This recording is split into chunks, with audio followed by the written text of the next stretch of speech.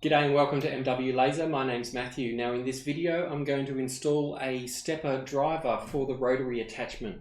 Now this machine doesn't have a rotary attachment, so we're going to install a stepper driver, solder up and wire up the Aviation style plug that you find on the end of most of the rotary attachments. So we'll put a socket on the inside of the machine, and we'll also show you how you can use the new RDC6445GT5 Touchscreen Controller from RuiDa so that it will use the U-axis for the rotary.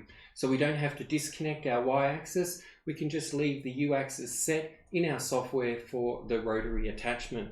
And it's very simple and easy to configure, so we'll go through the installation now. So this is the layout of the machine. I have the X-axis, the Y-axis and the Z-axis. So these X and Y axes are closed loop stepper motor drivers. So my rotary attachment is an open loop stepper motor. So I need to install an additional driver for that. And this is the model DM542T. I picked up from Stepper Online, and it operates on DC voltage 20 to 50 volts. So I'll be powering it using the 36 volt power supply here. The Aviation style plug for the A and B pairs for my two-phase driver motor will be run from a plug that I'll install here using this wiring diagram for the A and B pairs. Now they will be wired through to the stepper driver to A+, A-, B+, and B-.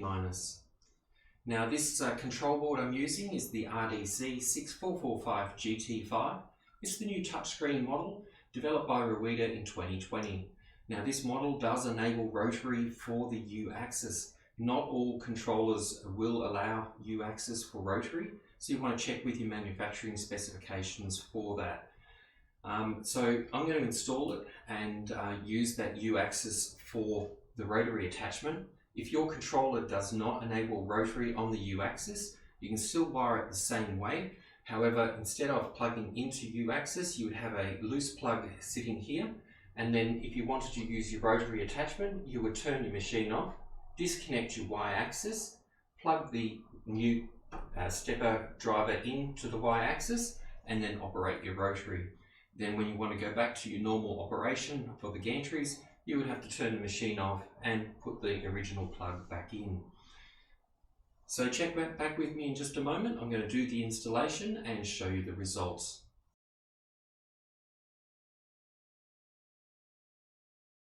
So what I've done is I've installed the stepper driver here and the Aviation socket for the soldering that I did just earlier.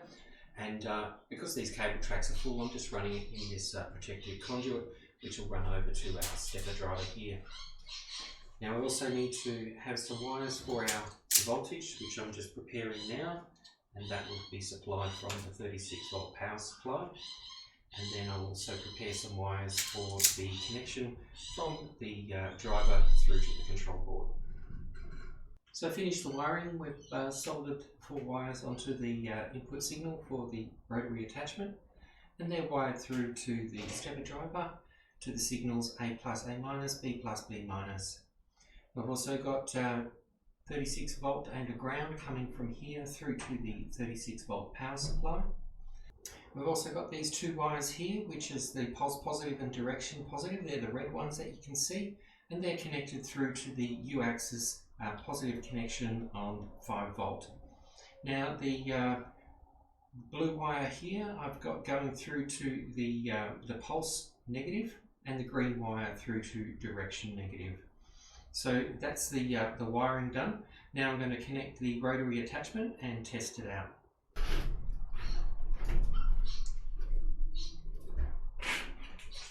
So I powered on the machine, and you can see here we've got a good indicator light. There's no errors on the control driver itself. And just a note in regard to the dip switches that are here, there's switches 1 through 8. Now the table for these settings is on the front of the stepper driver. In this particular driver, I've set 1 to 3 to the correct amps that I need for this stepper motor on the rotary attachment. And the remaining switches, 5 through to 8, are set for the pulses per revolution. So in this case I've set number 7 on, which you can see here on this table sets it at 5,000 pulses per revolution. So it's good to note this, because if you're using a chuck or a roller rotary attachment, you need to know what the gear ratio is to set on the controller and the software. And I have done a previous video on that, so you might want to look that up in the roller rotary and the chuck rotary attachment videos. So when you power on the RuiDa RDC6445GT5, the touchscreen, it will do a system reset, so it's resetting our X and our Y axis. Now we'll do a separate video on this controller itself, but I wanted to show you where a few things are. So under manual, this is where we can control our axes, X, Y axis, our Z lift bed, as well as our U axis, which is our rotary attachment. The button in the middle, that target button, is our origin button, and we also have a pulse button there, which is labelled laser. We also have an F and an S, which is fast and slow movement. So what we want to do is go into the auto and go down to menu and select vendor settings. Under vendor settings, we can see that we have the rotary attachment here. So we want to enable rotary. So we click on the button and say enable. And then the pulses per revolution, or pulse per round, as the stepper driver was set at 5,000. The gear ratio on this rotary attachment is 2:1, so I've set this at 10,000, which is default. Now the diameter of the chuck is actually 80 millimeters, so I can enter that in there. You can use that to enter the diameter of your object as well. Now what we can do is a test. So I've got the test here. We've got Ppr Test, which is a pulses per round test. So I just zoom out. I'm going to show you how I do the pulse per round test. So what you want to do to check is to see whether this 10,000 is going to give it one full revolution. You can get a piece of masking tape or something. I have performed this on another video, so you can watch the rotary attachment video. And I put a tape between those two there, and I just break the tape. So that way, when the tape comes around, I want to see whether it's lined up again. So now what I'm going to do is press the Ppr test. I might actually change the speed so it's a little bit faster. We'll go to 20, OK, and now do the test. We can see our rotary attachment is turning around, and the idea is after this test is finished, the piece of tape will come back and meet up with the original. So it's done one full revolution.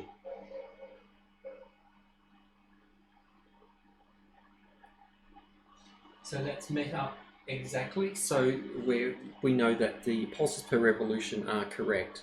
I will just show you if what it would be like if it was out. So I'm going to press this here, and let's go 7,500 and say OK. Now if we do the same test again, we can see the tape go around, but it won't meet back up because the pulses per revolution are out. So we'll just finish that test off. If you do have a rotary attachment, then I do recommend those videos that I've been referring to. And as you can see here, it's only going around 3/4 of a turn, and our pulses are out. So we'll just change this back to the correct setting, which is 10,000. So with your rotary attachment enabled and the settings in your software set correctly, what I'm going to do now is a test. So I'm going to go back to the main menu. You don't have to write anything to the controller because it automatically saves these settings as we go. So what I'm going to do is load a file, which is just my logo, and we'll select it. And I'm going to position a bottle onto that rotary attachment, and we'll engrave it to check.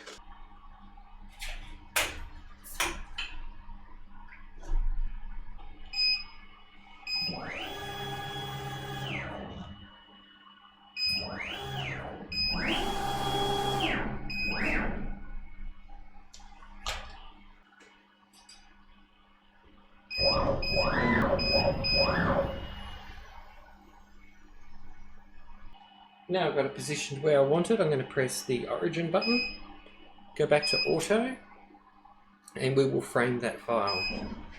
So we can see that the rotary attachment is moving nice and slowly, so we can see where it's going to position on that.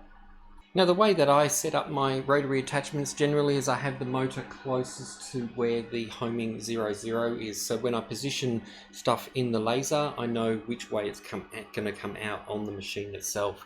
So now we're going to just do the test, and I'll start that job. I've got the water on.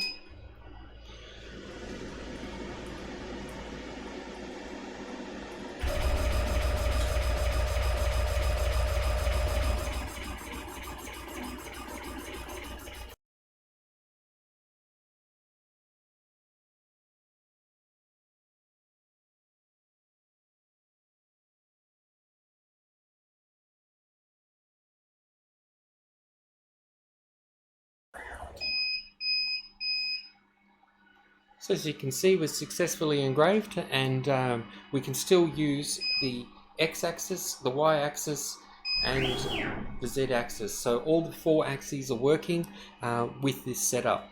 So it's a good little controller for that. So if you're interested in using the U-axis for the rotary so that you don't have to keep unplugging things, then I'd recommend this one. So we got a good result out of that. So I hope you enjoyed the video, and I hope you got something out of it that you can use on your laser machine. As always, I'll put links in the description below for some of the parts that I use so you can source them for yourself.